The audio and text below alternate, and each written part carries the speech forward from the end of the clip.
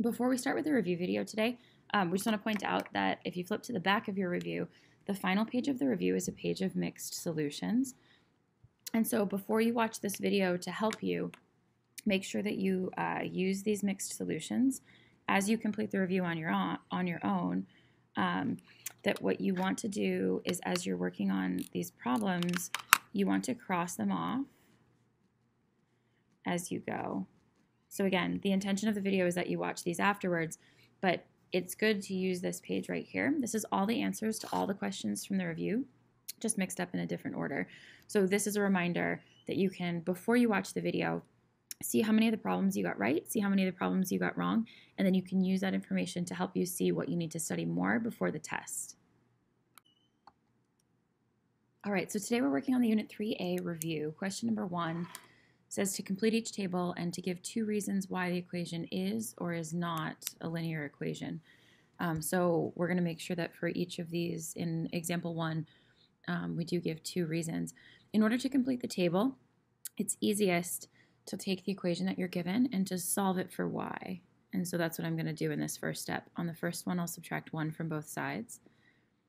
And so that equation will become y equals 4x minus 1. Putting it into this format is going to help us with graphing, or rather with making the table, because it's going to let us have the easiest job of plugging in x's and getting out y's. Notice on this table, -1 goes with -5, and that's already been given to you. You could plug this point into the equation to make sure that you solved for y correctly. But assuming that we did, we'll go through and we'll just substitute in these values over here.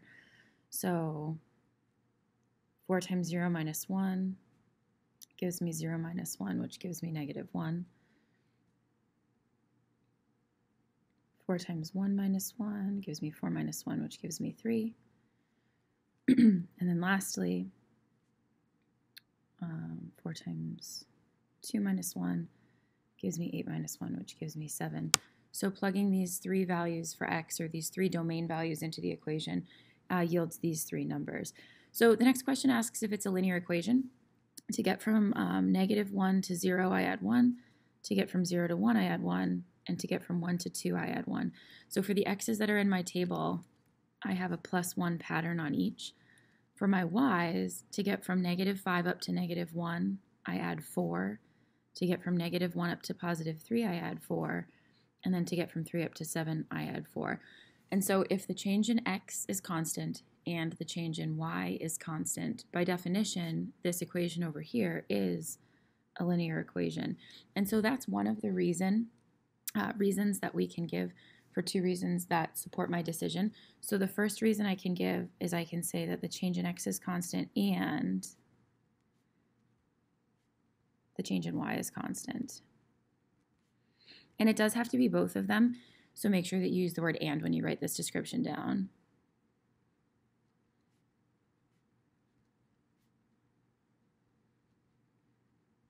And then my second reason, there's other ways that I could tell that this was going to be a linear equation before I started doing work on the problem. So for this particular one, notice that the y is to the first power, and notice that the x is to the first power. So there's no squared in my equation. And so you can say for the second part that x and y both have an exponent of 1. There's no x squared or y squared, because in order for something to be linear, this also has to be true. There's other reasons that you could give down here, but these 2 reasons do the job of describing why this function is linear. For b, I'll start out the same way, and so for this one I'm going to move the x squared to the other side. So I'll have y equals x squared minus 5. Based on the second reason that we just wrote down up above, you might already anticipate that this function is going to be not linear because there's a squared on the x, and that's true. We're still going to go through the work of plugging in for the table, though, because we'll also be able to see from the table why it's not going to be linear. -1 goes with -4. You could plug in this domain value to check and make sure that you solved for y correctly, but we'll just skip to the next step. I'll plug in the 0 and get -5. I'll plug in the 1 and get -4. And so already on the table, you can see right here that it went down and then it went back up again. So you know that this can't be linear. They either have to be going up or going down. It can't be switching. And when I plug in a 2, I get out -1. So my pattern here is +1, +1, and +1. So my pattern here for my x's is that I'm adding 1 each time. And then down here for my y's, this is subtract 1, this is add 1, and this is add 3. And so that's how you can decide right there that this equation is not a linear equation, because the change in x and the change in y is not constant. And so that's the reason I'm going to give for step number 1.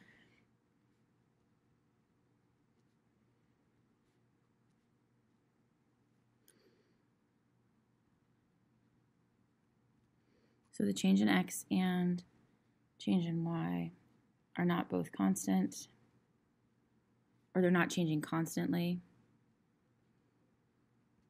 And they do have to both be constant. The change in x is constant, but the change in y varies. And so that's how you would know that it's a no. And then the other reason you could tell that it's a no is because if you looked at the equation up here, you could say that the x is squared. Another way of wording that is you could say that the x does not have an exponent of 1.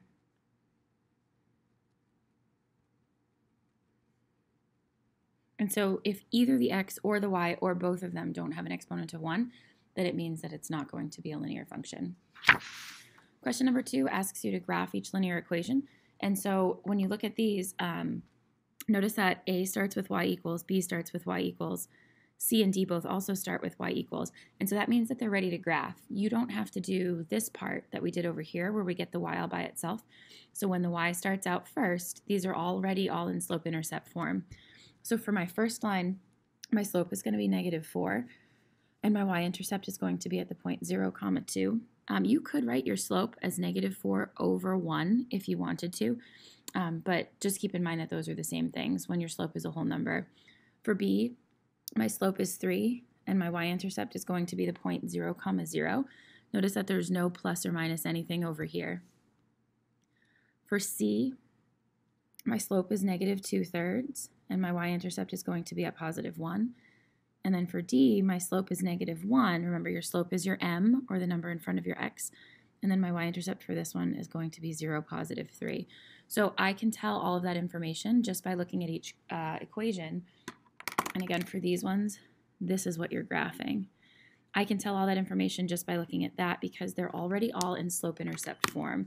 And so this y equals mx plus b is the format that you want these lines in order to be able to graph them without doing any additional work. So when you graph an equation of a line, you always start with your y-intercept. So on that one, I'm going to start at 2.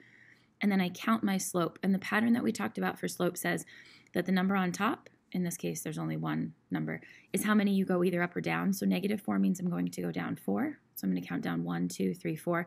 And then I always go to the right. So I'm either going up to the right or I'm going down to the right. Once you have a couple points here, you go back to the point that you started at and you do opposite, opposite. So I can go up 4 and I can go 1 to the left. So use a ruler to connect your points. And this would be the graph of y equals -4x plus 2. In B, my y-intercept is at the point 0, 0. Again, because there wasn't a v value written here, it means that it's 0. So this graph goes right here through the middle. And then my slope is 3, so I'm going to go up 3 because it's positive. And then remember, I'm always going to the right. So I'm going to go up 3 and 1 to the right, and then up 3 and 1 to the right. And then I'll go back to the middle where I started, and I'm going to go down 3 and 1 to the left, and down 3 and 1 to the left. You want to make sure that you always draw at least 3 points on your graph, but there's also kind of a suggestion that, or a rule, an unwritten rule, that you want to draw as many points as fit on your graph So if you can fit another one, it's good to put more than just 3. For C, I'm going to start at +1, and then my slope for this line is negative, so I'm going to go down 2. I'm going down the number in the top, and then I always go to the right. So I'll go 3 to the right, down 2, and 3 to the right. And then I'll go back to the point I started with. I'll go up 2 and 3 to the left, and then up 2 and 3 to the left. When you're doing slope, if you remember that you always go to the right for the number on the bottom, that'll help keep you from accidentally going down and to the left, which would be the same thing as going up and to the right. So it's easy to graph slopes that have lines that have negative slopes. It's easy to accidentally graph them backwards. On D, I'm going to start at 3. And then my slope for this one is -1. So I'm going to go down 1, and I always go to the right. Down 1 and 1 to the right. And so that pattern would just continue. And then I would go back to where I started, and I would go up 1 and 1 to the left. So you're doing opposite, opposite to get the other side of the graph drawn in. And so then this line is here. Before we move on to the next question, looking at these 4 lines, it's helpful for you to notice that out of the 4 lines, 3 of the slopes were negative. So the slope for A was negative, the slope for C was negative, and the slope for D was negative. Look how these 3 lines all look like they're going down as you look at the graph from left to right. B was the only line that had a positive slope, and so that's the only one that looks like it's going up from left to right. So that's sort of a way that you can check your answer when you're done graphing a set of lines, is look at them and make sure that they're going in the right direction based on whether the slope was positive or negative. It doesn't mean you got the question right, but it's just a way to check your work. Question number 3, the last one on this first page, says state the slope in the y-intercept and then write the equation of the linear function in slope-intercept form. So for these ones, we're doing backwards what we did on number 2. On number 2, we were given the equation and we were graphing the line. But on number 3, we're being given the line and we're trying to write down what the equation is. Remember, slope is a number, y-intercept is a point, and then your equations are going to start with y equals. So for this one, I have these 2 points right here. So to get from the point on the left to the point on the right, I count up 2 and 1 to the right. And then I can make sure that that pattern keeps going. Up 2 and 1 to the right, up 2 and 1 to the right. It's good to check it and make sure that it works everywhere. So my slope for this line is 2. My y-intercept is down here. So that's the point where the graph crosses the y-axis. So my y-intercept is at 0, -4. And knowing those 2 pieces of information, I can write my equation of my line. Y equals 2x minus 4. So I'm putting the slope for where the m would go. I'm putting the y-intercept for where the b would go. Because it was -4, it's -4 in my equation. For my next line right here, I have a point here and a point here. So I go down 1, and then I count 1, 2, 3, 4 to the left. And then I can also make sure that pattern works on the right. So I can count up 1, and then 1, 2, 3, 4 to the right. So I can do my opposite, opposite. Either point you count from, your slope is going to be -1/4. My y-intercept right here is at the point 0, 3. And so my equation for this line would be y equals -1/4 x plus 3. Plus 3 because the y-intercept right here was a positive value. On the second page of the review, question number 4 starts out by giving you an equation of a line that's not in slope-intercept form. So 6x minus 2y is equal to 10. This is in standard form. So right now, this is in ax plus by equals c format. It wants us to tell what's the slope of the line. The slope of the line is the number in front of the x, but it's not the number in front of the x unless the equation is in slope-intercept form. And so we're going to change this to put it in slope-intercept form so that we can tell what the slope of the line is. And so to do that, I'm going to show my work. I need to solve this equation for y. So I'll minus the 6x from both sides. And then that 6 right there is going to be negative. So -2y equals -6x plus 10. Notice how I chose to have the -6x cut in line in front of the 10. And also notice that these two don't combine together because they're not like terms. So you just have to write them next to one another. To finish getting the y all by itself, I'll go through and I'll divide everything by -2. And so I'm going to have y equals -6 divided by -2 gives me positive 3x. And then 10 divided by -2 gives me -5. This is not the answer to the question because this question was just asking you to figure out what's the slope of the line. And so since I put it into y equals mx plus b format, the slope of the line is just going to be the number in front of the x. So my slope for this line is going to be 3. Question number 5. Each of these two equations is given to me in standard form. Question 5 says to rewrite the equation in slope-intercept form. So on this one, I'm going to be doing the same thing that I did up above in number 4. I'm going to be changing both of the lines into y equals mx plus b format. And then once they're in y equals mx plus b, I'm going to go ahead and I'm going to graph them. So I'll have to fix both of these because neither one is in the correct format to start. So on A, when I solve for y, I'll minus the 2x from both sides. And then I'll write it in slope-intercept form. So y equals negative 2x plus 3. That's the first part of my work for this question. And then once I have it in slope-intercept form, I'm going to go ahead and graph it down here on the graph. So I'll start at positive 3. And then my slope is negative 2. So I'm going to go down 2 and 1 to the right, down 2 and 1 to the right, down 2 and 1 to the right. And then I'll go back to where I started, and I'll go up 2 and 1 to the left to fit in the point that fits on that side of the graph. And so right here, I'll have the equation of my line graphed correctly.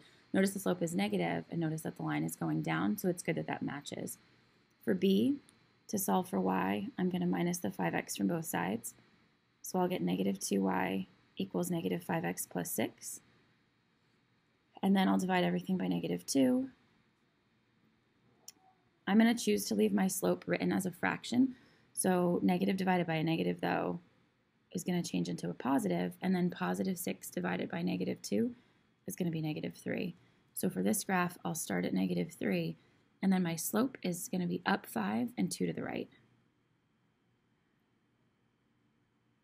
And so those are actually the only 2 points that fit on that graph. There would be a third one, but it would be up here, sort of off the graph. So you're only required to draw any points that fit on the graph. Be careful on this one, though, that you count your slope right. Since you're only graphing 2 points, you don't have a third point that you could use to check it. Notice how this slope right here for this line was positive, and it's good that the line looks like it's going up. This slope over here, as we mentioned, was negative, and it looks like the line is going down. So it's good that those slopes match for each of these. Question number 6. This is when you get into your solving. So if your teacher showed you what a BMXY chart was, number 6 and number 7 are problems where you'll use that in your work. Question number 6 says, write the equation of the line with the given slope, and that goes through the given point. Remember that any ordered pair is always going to be in x first, y second format. And so the same thing goes with this one. The x comes first and the y goes second. So for question 6a, we're going to make a BMXY chart for this one to organize the information that we need to solve the problem. So B, M, X, and Y, those are the 3 letters that are in slope-intercept form. And when we're writing the equation of the line, as long as it doesn't ask for it in a different format, we're going to choose to write it in y equals mx plus b format. So the B is the M is the 7, the X is the 2, the Y is negative 3, and then the B is the part that you don't know. So that's the part that you're going to go through and solve for. You're going to start by writing y equals mx plus b, and you'll do that for the next 3 problems as well. This is what you're going to be trying to do. The y goes in for the y, the m goes in for the m, the x goes in for the x, but then the b stays b because that's the one that you're solving for. And so you'll go through and you'll solve this. So 7 times 2 gives me 14. And then remember, what I'm trying to do is solve for b, so I'll minus the 14 from both sides, and I'll get b is negative 17. These questions require a lot of practice. You want to make sure to do a bunch of these before you take the test, because the more that you can practice doing them, the better that you get at them. b equals negative 17 is not your answer to the question, because they didn't just want you to find the y-intercept. You're being asked to find the equation of the line. So I'm going to come down here. See how it says y equals? That's a reminder to you that you're going to write the equation of the line. So 7x is my slope, my x is x, and then minus, and then I just figured out that my b was negative 17. So y equals 7x minus 17 is my equation for this line. Notice that when I write the equation down here, I'm writing the equation for all the points, not just for this point. So I don't put the 2 in here, and I don't put the negative 3 in here. For the second problem over here, it has the same setup. So I'll make a BMXY chart. The b is what I don't know. My m is 1/2. My x is negative 4. And my y is negative 9. And so that chart is not a necessary step in solving the problem, but it's just a way that when you're new to this, it can help to organize the information. So now when you're plugging in the letters, you're plugging in the letters from here. My y is negative 9. My m is 1/2. My x is negative 4. And then my b stays plus b because that's what I'm trying to solve for. And so I'll go through the steps I need to solve for this one. Half of 4 is 2. So half of negative 4 is negative 2. And then to finish this question, I'll add the 2 to both sides. And so for question B, I'm going to get my b value, or my y-intercept, is -7. And so when I write the equation of the line, I'm not going to put the x and the y in. It's going to just be regular y and regular x. My slope was 1/2. And then I solved for my y-intercept, and I got that my y-intercept was -7. So y equals 1/2 x minus 7. On question number 7 up here, the question's worded the same way, in a similar way. It says write the equation of the line. So I'm going to be doing y equals mx plus b when I do my work for this one. But it says that goes through the given points. And so the difference between number 7 and number 6 is that on number 7, you don't know what the slope of these lines is yet. So before I go through and do the work to plug in stuff into a BMXY chart, I have to start for this one by using the slope formula to figure out the slope of the line that goes through these points. And so just as a reminder, the formula for slope is y2 minus y1 over x2 minus x1. And so you'll use that formula here when you're finding the slope. This is how my eventual answer is going to look like, but I have to do this first before I can do this. So the m equals y2 minus y1 over x2 minus x1 has to happen before y equals mx plus b does. So x1, y1, x2, y2. 9 minus 2 over 4 minus 3 gives me 7 over 1 when I subtract those numbers. And so my slope for this line is going to be the number 7. Once I know my slope, then I can set up my BMXY chart. So it's sort of like the last question, except you have to just do this one thing first. Because in order to use BMXY to plug into y equals mx plus b to solve for b, you need to know what your m is to put in here. My b is what I still don't know. My m is 7. And then here's the deal with x and y. It doesn't matter which point you pick. You just want to pick one of them. So I'll either use this x with this y, or I'll use this x with this y. And it doesn't matter which one you pick. Some students like to circle or highlight the one they use. So for today, I generally pick the one that has the smaller numbers in it because it makes the math easier. So I'll use 3 and 2. And so I'll plug in the 2 for the y, the 7 for my m, the 3 for my x, and then the b stays b. And then I'm going to solve this for b. So I'll minus the 21 from both sides. I get that my y-intercept for this problem is -19. When I write my answer to the question, though, I have to go back through the problem and pull out the two important numbers.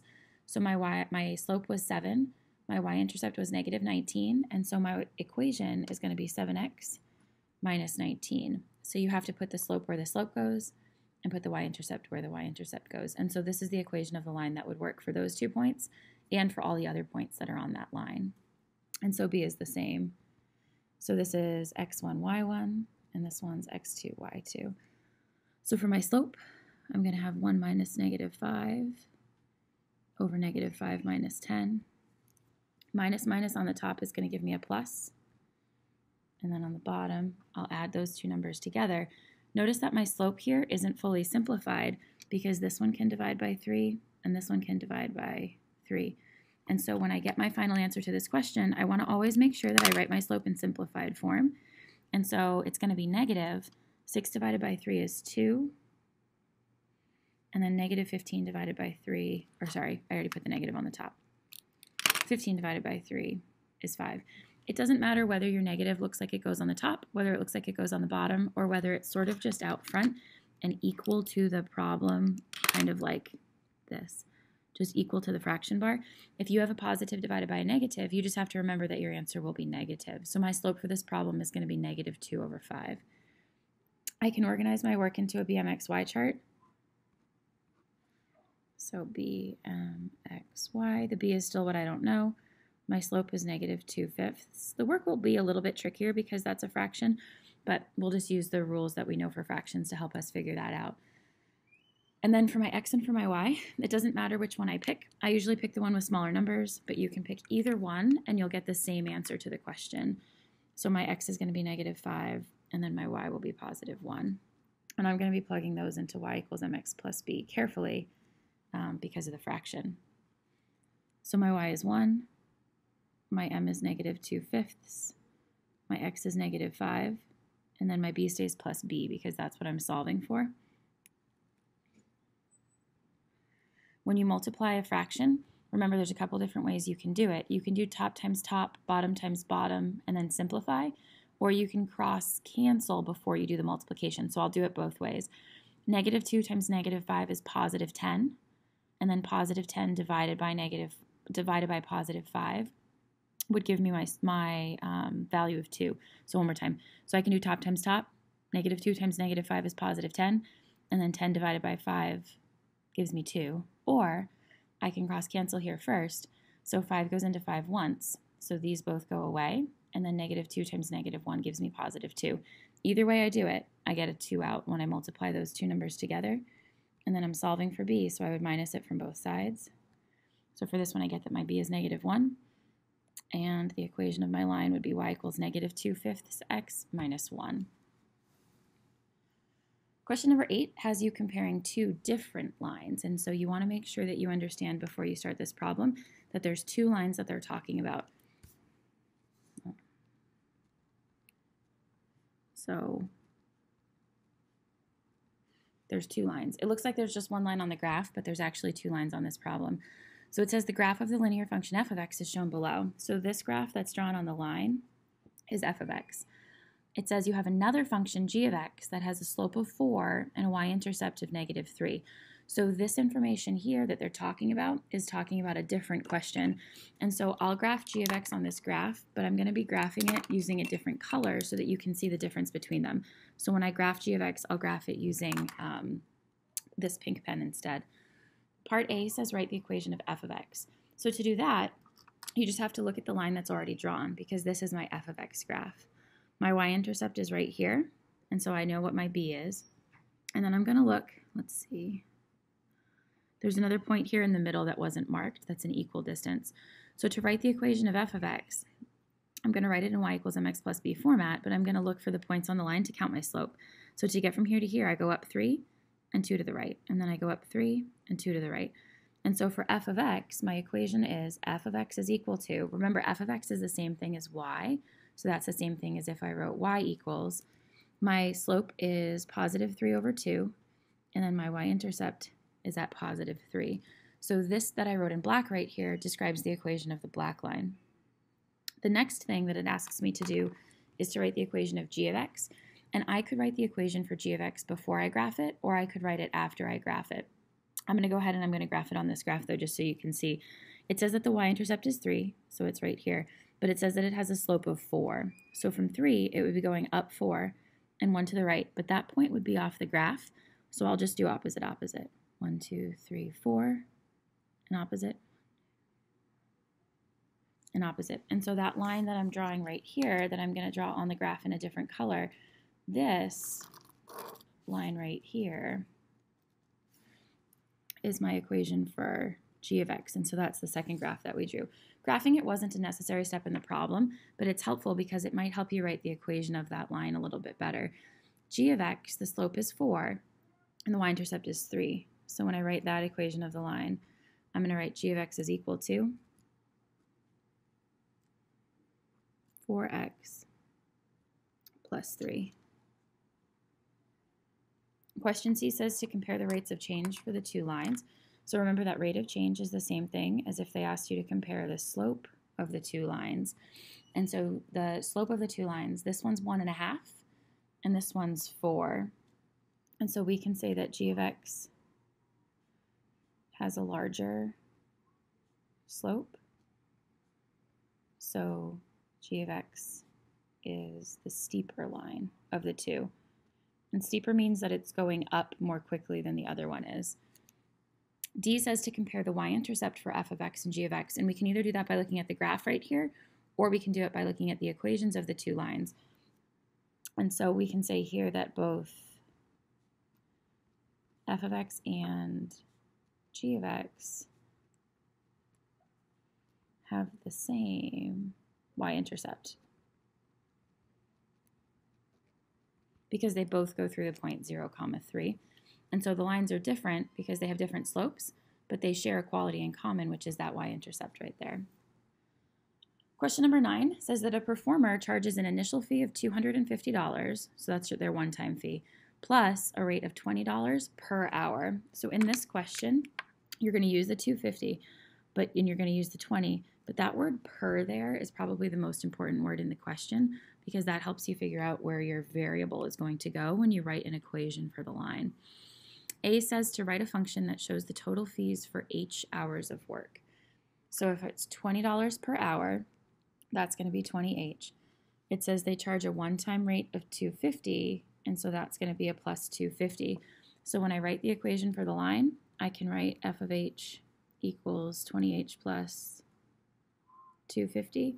Or if I wanted to, I could also flip it around, and so I could write f of h equals $250 plus 20H. Either way that I write this problem, I'm going to put the word or in the middle so you know you don't have to do it both ways. It means the same thing. It would only be wrong if you put the H on the 250. Notice that the directions to the question in A said that I wanted to use the letter H. So if they say to use the letter H, you want to make sure that you use the letter H in your answer. Question B says, how would the graph of the function change if the performer raised her rate to $35 per hour?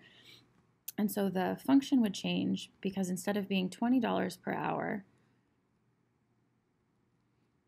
she would still potentially be charging $250, but it would change to $35 per hour. So it's still going to start at $250, but it's going to be going up by $35 an hour instead. So it would still start at $250, but the graph would be steeper. Because instead of going up by $25 per hour, or $20 per hour, it would be going up by $35 per hour. So the rate of change, or the slope, would be greater. Question number 10 on the review says to find the x-intercept and the y-intercept of each linear function and then go ahead and graph them. So instead of making a table, or instead of graphing these using y equals mx plus b, we're going to leave them in standard form. So we're going to leave them in ax plus by equals c format. And we're going to go ahead and we're going to find the intercepts for each one. Now the work for finding intercepts might vary depending on what your teacher showed you, but it works for all of them. So no matter how your teacher showed you, it's good. On this one, I'll find my x-intercept first, and then I'll come over here and I'll find my y-intercept, and then I'll do the same thing for the other problem. So remember, to find your x-intercept, the point where the graph crosses here, you're going to put a 0 in for your y.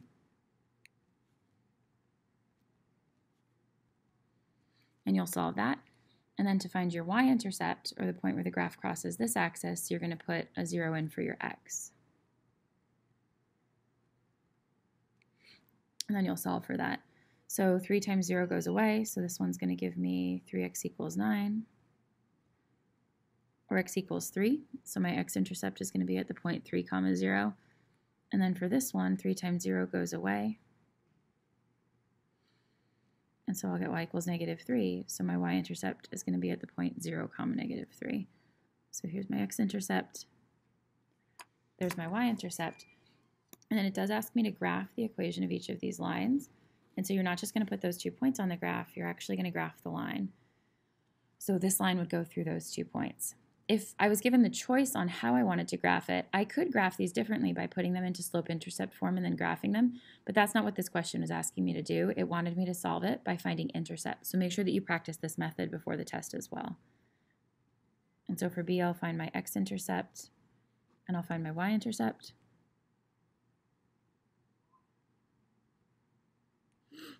So to find my x-intercept, I put the 0 in for my y, and I'll get x equals 4.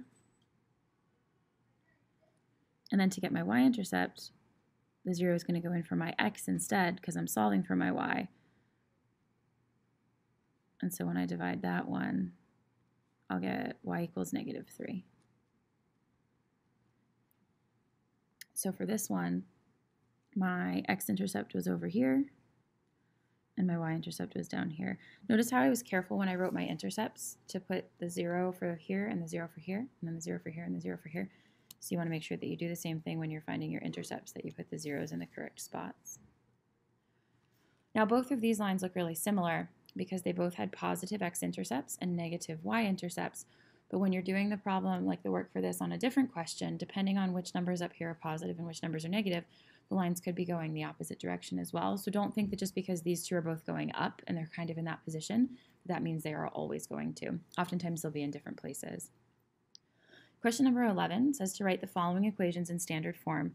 So we're going to be changing these so that they're in ax plus by equals c format. And then there's a couple of rules that you want to remember about standard form. So in standard form, the equation of the line looks like this. So we're going to fix them. So the x and the y are over there on the same side, and then the constant or the c value is over here on the right. But there's a few rules you want to follow. So remember that in standard form, there's no fractions or decimals. And then there's one other rule that says that a is positive. And so if we have a negative leading coefficient, we'll fix that. So these are the other things that you want to make sure that you follow when you're putting the equation of a line into standard form. So on A, the y is on the correct side of the equation, but the 5x is on the incorrect side in order to be in standard form. So I'm going to plus the 5x to both sides to move it over to the left. And when I do that, I'll be finished. 5x plus y is equal to 3. So for A, that's all I needed to do to put it into standard form. I needed these two to be on the same side. There's no fractions, there's no decimals, and then the 5 is a positive 5, and so that means that that one's finished. B will have a little bit more work. Remember, the order that you do your steps kind of just depends on your preference. Some students prefer to move the x over first. Other students prefer to get rid of the fraction because you know that you can't have fractions. And so I'll start by getting rid of the fraction. To make this 3 go away, I'll need to times all the terms in this equation by 3. This 3 here will cross out with this 3 here. So my equation will now become 3y equals 2x plus 12. You want to remember not to forget to multiply all of the different parts of the equation by 3. Then I need to move the 2x over to the left. So negative 2x plus 3y is equal to 12. So I moved the 2x over to the other side. And then this is almost in standard form. It's almost in ax plus by equals c format. The only thing you need to finish with is that there is a second rule that says that even though we got rid of the fractions, a is still supposed to be positive. So I'm going to go through and either divide or multiply all of the numbers or all of the terms in this equation by negative 1. So that will make my 2x turn positive. It'll make my 3y turn negative. And then it'll make my 12 turn negative. And so this is my equation of this line in standard form. In question number 12, it gives you 3 different functions. So f of x is equal to 2x, g of x is equal to negative 2x, and h of x is equal to 1/2 x. And so to answer this question, I'm going to be looking at their slopes. The first part says which functions fall to the right. So if something is falling to the right, it means it's starting up high, and then it's coming down as it goes from left to right. So it's basically asking you which of these lines has a negative slope. And so for that, g has a negative slope and f and h are both positive. So g of x would be the only function that would have a negative slope. The next question says which functions rise to the right. And so rise means to go up. So they want to know as the graph goes from left to right, which ones are going up. And so that's basically another way of asking which of these lines has a positive slope. And so looking at the list, f of x has a positive slope and h of x has a positive slope. The last question asks which of the graphs is steeper, f of x or h of x? So I'm not looking at g to answer this question. Slope determines the steepness of a graph. And so if I'm comparing 2 and 1/2, to say which one is steeper, I want to think about which one of those numbers is bigger than the other. So since 2 is bigger than 1/2, we would say that f of x is steeper than h of x because the number 2 is bigger than the number 1/2, which means f of x is going up more quickly, and h of x, even though it's still going up, would be going up a little bit more slowly. Last but not least, for question number 13, it asks us to go through and answer a series of questions about a particular situation, we're going to use the information that's given to us in the question here to help us. So it says that Sheldon starts with $300 in his bank account, and each week he withdraws $30. So you do want to remember that when it says that he withdraws that amount of money, withdraws means that the amount in the bank account is decreasing. And so if each week he withdraws 30, that means that it's going to be going down by 30 each week. Step number, or the first part of the question says, complete the table below based on the given information. So after 0 weeks, or at the start, it says Sheldon has $300. And then it says each week it goes down by $30. And so to fill out this table, we can use subtraction to help us answer this question. Let's grab a calculator. So every week it goes down by 30. So after 1 week, it would be going down by 30, so he would have $270. After a second week, it would be going down by a total of 60, and so he would have $240. After another week, it would go down by another 30, and then after another week, it would go down by another 30. So after 4 weeks, he would be down to $180.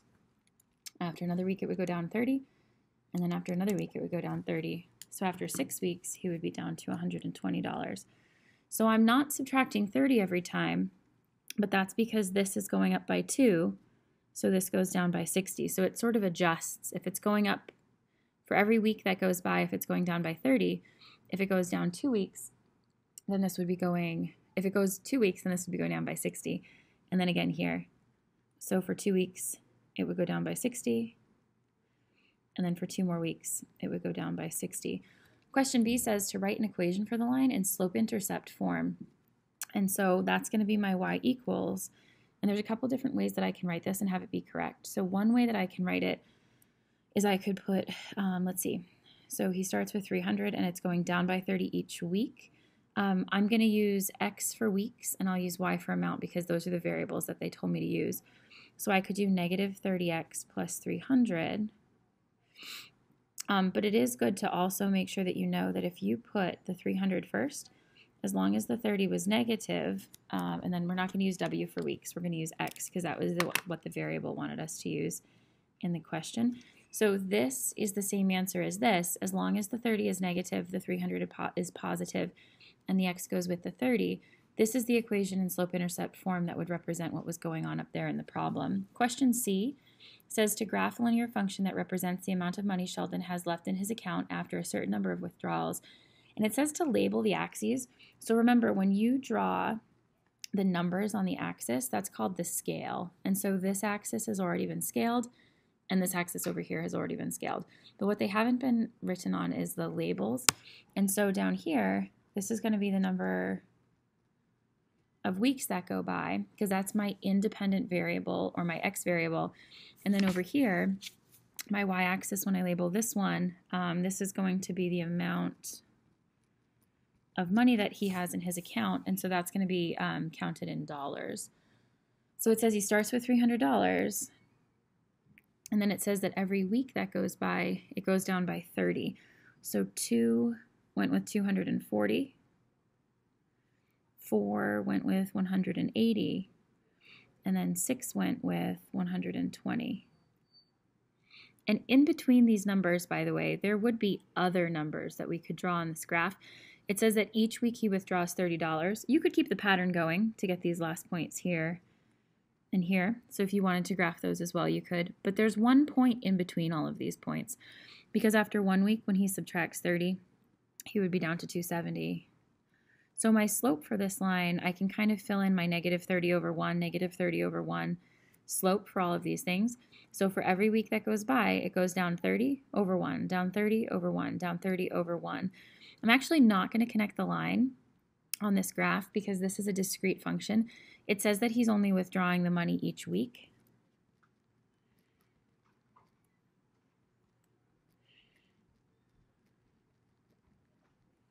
So I'm just making a note there that I'm not going to draw the line on it because it's a discrete function. But notice that the points do follow a line, and that's good because you expect them to for this graph. Question D says to find and interpret the x-intercept. And so I don't need to solve for the x-intercept algebraically, although I could. The x-intercept is right here. The x-intercept is 10, 0.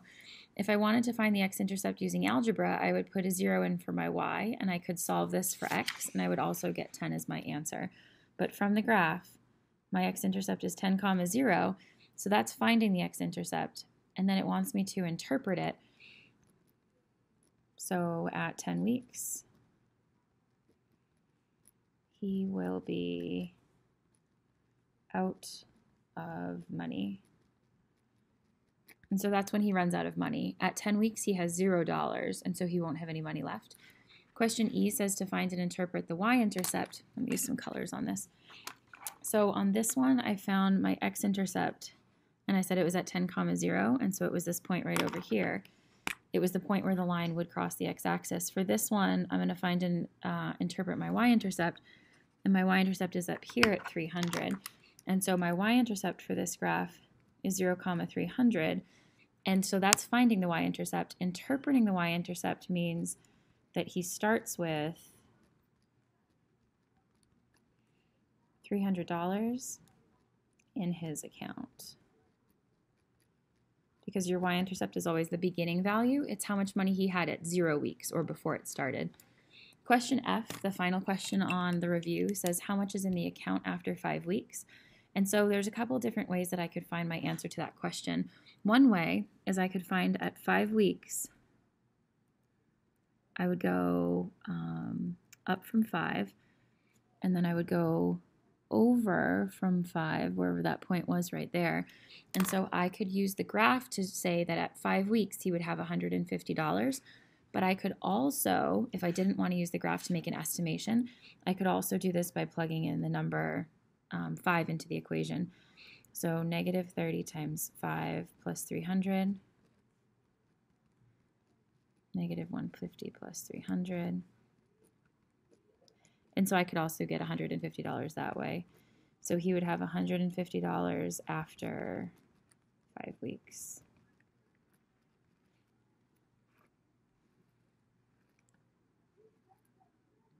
And so that's my answer for letter F on question 13.